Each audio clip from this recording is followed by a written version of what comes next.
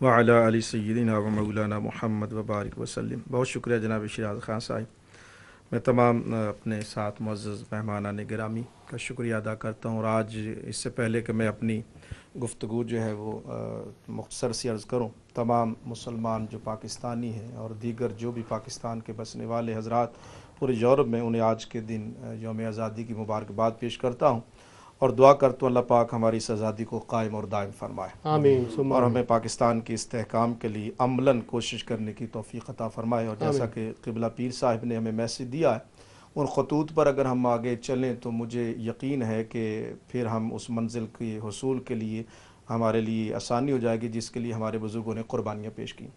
شیراز خان صاحب، آپ نے جو سوال پوچھا ہے، میں جیسا کہ پیر صاحب نے بھی فرمایا کہ پہلی جو اسلامی ریاست دنیا کے خطے پر قائم ہوئی وہ مدینہ منورہ کی ہے۔ پہلا تصور تو یہ ذہن میں رکھنا چاہیے، عام طور پہ ذہن میں ہوتا ہے کہ جب مسلمان قابض ہو جاتا ہے تو وہ قتل و غارت کرتا ہے، اور یہ ایک ہمارے خلاف ایک بنا دیا گیا کہ مسلمان جو ہے وہ اس طرح جبراً کسی پر حکومت کرتا ہے۔ اسلام کی تاریخ میں دیکھیں کہ مدینہ پاک میں حضور علیہ السلام آتے ہیں تو یہودیوں کو پورے حقوق دیے جاتے ہیں، معاہدے ہوتے ہیں۔ پھر اس کے بعد آگے چلتے ہیں تو حضور علیہ السلام کا جو پیغام امن اور سلامتی تھا، اس کو بطور خاص صوفیہ کرام آگے لے کر چلیں۔ بر صغیر میں آتے ہیں جہاں تاجر، وہ جو تاجر بھی تھے، ٹریڈرز تھے، بنیادی طور پر ان کے اندر جو تھیم تھا وہ مذہبی تھا۔ جتنے بھی صوفیہ کرام تھے انہوں نے اپنے اسٹوڈنٹ جو تھے ان کو تجارت کے لیے بھیجا، بخارا میں اور یہاں پاکستان اور ہندوستان کے علاقوں میں تجارت کے ذریعہ سے انہوں نے اسلام کا جو صحیح معنوں میں مفہوم تھا اور عملی جو کردار تھا کہ مسلمان گفتار اور کردار کا غازی ہوتا ہے، فقط یہ نہیں کہ گفتار اس کی اور ہو اور کردار اس کا اور ہو۔ لوگوں نے جب دیکھا کہ یہ مسلمان جو نبی کریم صلی اللہ علیہ وآلہ وسلم کے ماننے والے ہیں تو ان کے کردار کے اندر وہ حسن نظر آتا ہے، تو وہ جوک در جوک مسلمان ہوتے گئے۔ حضور خواجہ غریب نواز معین الدین چشتی اجمیری، حضور داتا، اس سے پہلے حضور داتا گنج بخش علی حجویری علیہ رحمہ، حضور سلطان العارفین محدث علی پوری رحمۃ اللہ، پیر صاحب آف گولڈا شریف، پیر مانکی شریف، یہ جتنے بھی آستانے تھے یہ سارے انسانیت کی خدمت کے لیے، مثلا بر صغیر میں اب آپ اندازہ کریں کہ برہمن اور شودر کی جو تقسیم تھی کہ برہمن جو ہے وہ ایک اعلیٰ درجے کا انسان ہے، اور جو شودر بیچارہ ہے وہ وید اس کے کانوں میں نہیں پڑ سکتی، اور وید اگر کہیں سن بیٹھتا ہے تو اس کے کانوں میں سیسا پگھلا کرو۔ ان کو صوفیہ کرام نے اپنے سینے سے لگایا۔ اور پھر آپ دیکھیے کہ وہ جو بنیادی نظریہ دو قومی نظریہ ہے وہ تو لا الہ الا اللہ محمد رسول اللہ، حق اور باطل کا نظریہ ہے، ایک حق کا ایک طاغوت ہے۔ یہ سلسلہ تو ازل سے چلتا آ رہا ہے، کربلا سے ہوتے ہوئے بھی آئے تو یہ حق اور باطل کی تحریک ہے۔ پاکستان میں جب آتے ہیں تو بنیادی طور پر جو میں نے عرض کیا کہ صوفیہ کرام اور علماء کرام نے لوگوں کی ذہن سازی کی۔ جب تک کوئی ذہنی طور پر تیار نہیں ہوتا، لیڈر چاہے جتنا بھی بڑا ہو جائے وہ قوم کو اس راستے پر نہیں لا سکتا۔ پہلے آپ کو زمین میں اگر آپ نے فصل بیجنی ہے تو زمین کو زرخیز کرنا پڑے گا۔ ذہنی طور پر تیاری جو تھی، لوگوں کو اس بات پر آمادہ کیا کہ ہم مسلمان ہیں، ہمیں یہ جینے کا حق ہے، ہمیں آزادی چاہیے، ہمارا اپنا ایک تشخص ہے، اس تشخص کو برقرار رکھنے کے لیے ہمیں اپنا ایک وطن چاہیے۔ اور وطن یہ بھی ذہن میں رکھیے گا فقط یہ نہیں کہ عبادات کے لیے ہو، ہم اسلام ایک معاشی نظام بھی دیتا ہے، ایک سیاسی نظام بھی دیتا ہے، اور اس کو جو ہے وہ عملی طور پر اس دنیا کے سامنے لانا مکمل ضابطہ ہے۔ میں خیر مختصر آگے عرض کرتا ہوں کہ زمین صوفیاء کرام نے، علماء کرام نے، آستانے سارے اکٹھے تھے۔ اب یہ جو آج کل صوفیزم کی ایک اصطلاح یورپ میں بھی گونج رہی ہے، مولا روم علیہ رحمہ کے افکار ہیں، علامہ اقبال کے افکار ہیں، سلطان باہو علیہ رحمہ کے افکار ہیں، بابا بلے شاہ کے افکار ہیں۔ اس وقت دنیا ایک صوفیزم کی طرف، یہ ایک انسانیت دوست جو فکر ہے، یہ جو صوفیہ کرام تھے انہوں نے بر صغیر میں ذہنی طور پر لوگوں کو تیار کیا۔ پھر انہوں نے دیکھا کہ ایک ایسا آدمی ہے جو سچا ہے، گفتار کا جو ہے وہ جو کہتا ہے وعدہ پورا کرتا ہے، وقت کی پابندی کرتا ہے، پھر وہ جدید علوم کا ماہر ہے، قائد اعظم محمد علی جناح۔ اس سے پہلے مفکر پاکستان علامہ اقبال علیہ رحمہ نے اپنے اشعار کے ذریعہ سے جو دلوں میں ایک جذبہ پیدا کر دیا، تو اس میں تمام آستانے اور خاص طور پر جو لیڈنگ محدث علی پوری حضرت پیر سید جماعت علی شاہ صاحب، پیر صاحب آف گولڈا شریف، پیر صاحب آف مانکی شریف، اور سنی کانفرنس بنارس میں ہوتی ہے، وہاں تمام جو سنی مشائخ علماء ہیں وہ اکٹھے ہوتے ہیں، اور باقاعدہ قائد اعظم کو مینڈیٹ دیا جاتا ہے کہ قائد اعظم، بلکہ بعض ایسی آپ نے کہا کہ ایسے افراد بھی تھے جنہوں نے قائد اعظم کو کافر اعظم کہا، علامہ اقبال پر بھی کفر کا فتویٰ لگایا گیا۔ اور آج بھی آپ دیکھیے کہ بجائے یہ کہ وہ اس پر شرمندہ ہوں، آج بھی آپ کو یہ پیغام ایسے ملیں گے، آپ کو ایسے لوگ جو پاکستان میں رہتے ہوئے کہتے ہیں کہ اللہ کا شکر ہے کہ ہم پاکستان بنانے کے گناہ میں شامل نہیں تھے، یہ سٹیٹمنٹس یعنی پاکستان میں رہتے ہوئے ایسا طبقہ موجود ہے، مذہبی لبادہ اڑا ہوا ہے، اور کہتے ہیں کہ اللہ کا شکر ہے کہ ہم پاکستان بنانے کے گناہ میں شامل نہیں تھے، وہ آج بھی پاکستان کو ایک گناہ سمجھتے ہیں۔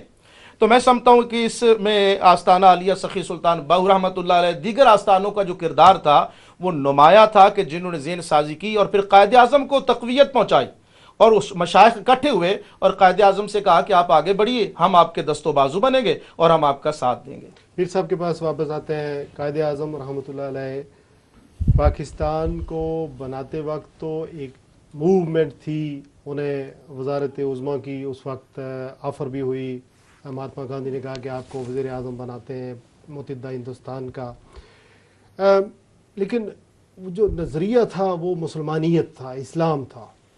لیکن جب پاکستان بن گیا تو پھر اس کے بعد قائد اعظم اس کو کیا اسلامک اسٹیٹ بنانا چاہتے تھے یا اسٹیٹ فار ایوری بڈی، جس میں منارٹیز بھی تھی، دوسرے لوگ بھی آباد ہیں؟ چونکہ بعض لوگ سمجھتے ہیں کہ قائد اعظم رحمۃ اللہ علیہ صرف اس ملک کو جب آزادی مل گئی تو اس کو ایک لبرل اور ایک سیکولر اسٹیٹ بنانا چاہتے تھے، تو یہ کیا تاریخی حقیقت ہے؟ دیکھیں، گزارش یہ ہے کہ کسی اسلامی حکومت کے قیام کا قطعاً یہ مطلب نہیں ہے کہ وہاں دوسرے مذہب کے لوگ نہیں رہ سکتے۔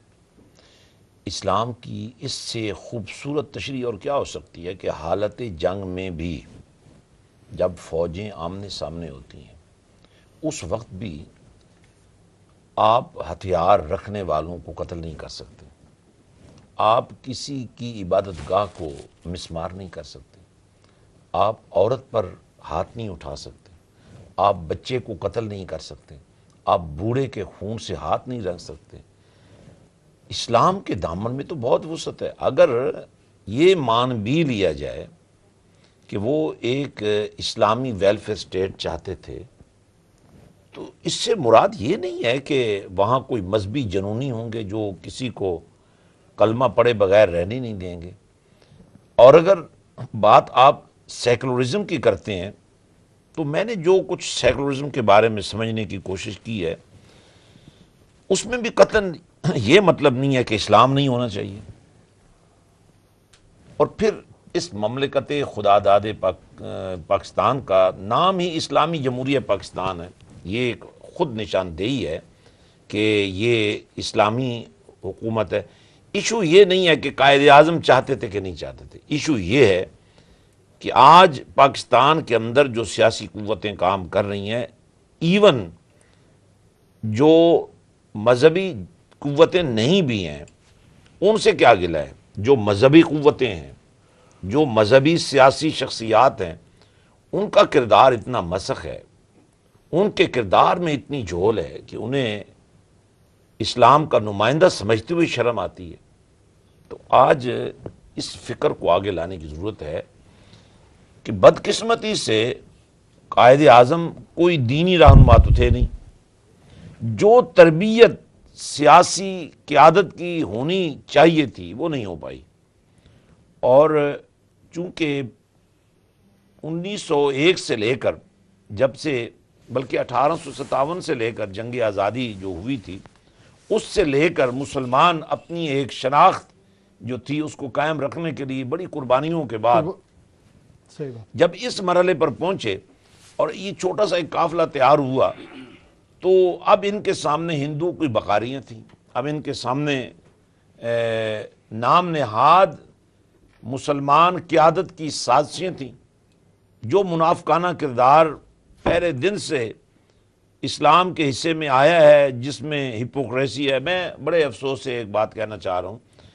پرسوں شام ایک افطاری میں ہم موجود تھے تو ایک ینگسٹرز تھا، وہ مجھے کہنے لگا اسلام میں بڑی ہپوکریسی ہے۔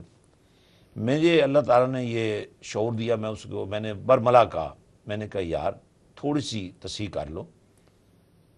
کہنے لگا کیا؟ میں نے کہا نہیں، اسلام میں ہپوکریسی نہیں ہے، آج کے مسلمان میں ہپوکریسی ہے۔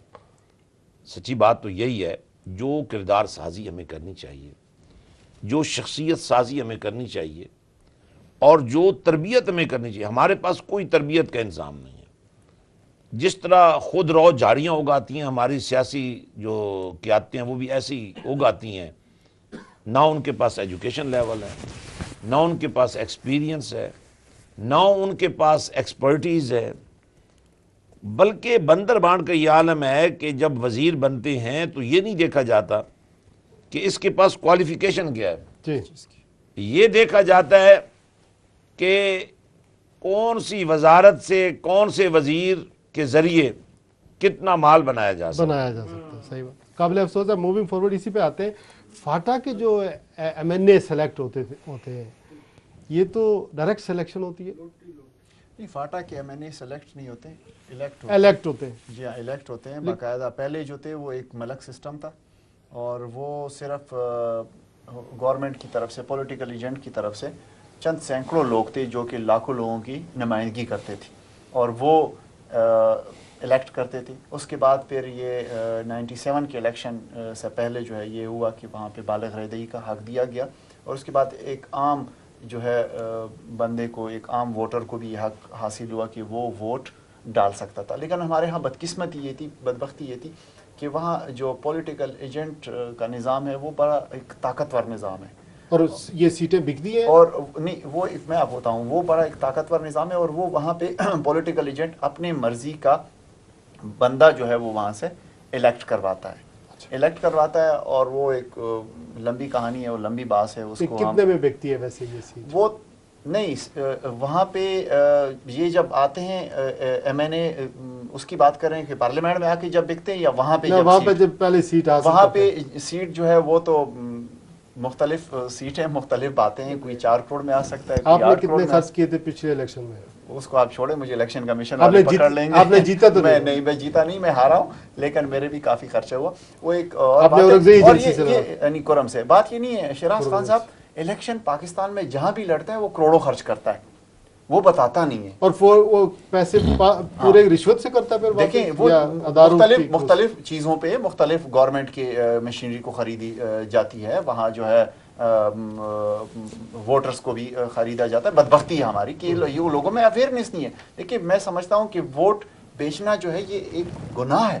یہ لوگ کیوں کرتے ہیں؟ ووٹ تو ایک حق ہے اور میں کہتا ہوں کہ وہ ایک میرٹ پہ آپ دیں، ایسے بندے کو دیں جو کہ اس کا قابل ہے اور جو آپ کی ووٹ کا تحفظ کر سکے. اور یہ اسی طرح ممکن ہے کہ ایجوکیشن کا نظام ہو، دنیا خود سمجھے. شہراز خان صاحب جب وہاں سے وہ ووٹ پیسوں پہ لیتے ہیں تو پھر ووٹ فار سیل وہاں بھی، اور اسمبلی میں آ کے وہ پھر ووٹ فار سیل، اپنا ووٹ فار سیل کرتے ہیں. اور وہ اس سے پھر کیا ہوتا ہے کہ غلط لوگ جو ہیں وہ اقتدار میں آ جاتے ہیں اور وہ جس طرح پیر صاحب نے ارشاد فرمایا کہ پھر اس کو یہ نہیں دیکھا جاتا کہ کون کس کے قابل ہے، بندر بانٹ ہوتی ہے اور اس سے جو ہے ملک معاشی بھی اور داخلی بھی مختلف مسائل میں گیر لیا جاتا ہے. اور وہ آج ہم پاکستان وہ حالات ہمارے سامنے. لیکن افضل صاحب کے پاس بھی چلتا ہوں، لیکن ایک سوال ہے.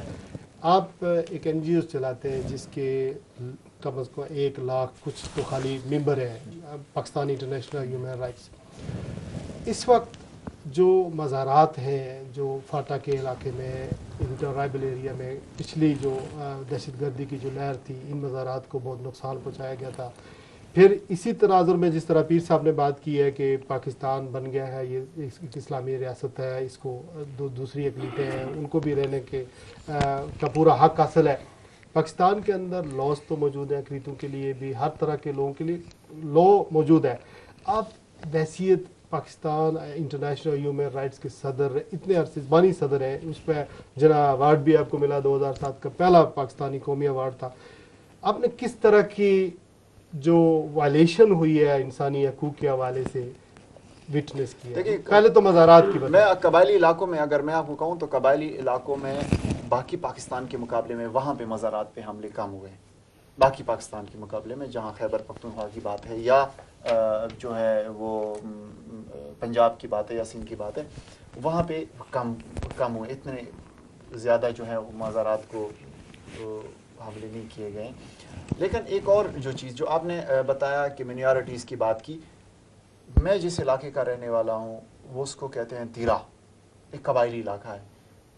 3 سال پہلے تک وہاں سکھ بھی تھے، وہاں ہندو بھی تھے اور ان کو مکمل تحفظ حاصل تھا، مکمل تحفظ حاصل تھا. اور وہ تمام وہ حقوق جو کہ مجھے اس علاقے کے باشندہ کی حیثیت سے حاصل ہے وہ ان کو بھی تھا. اور ہم یہ سمجھتے ہیں کہ فخری ہم کہتے ہیں قبائل، ہم لوگ قبائلی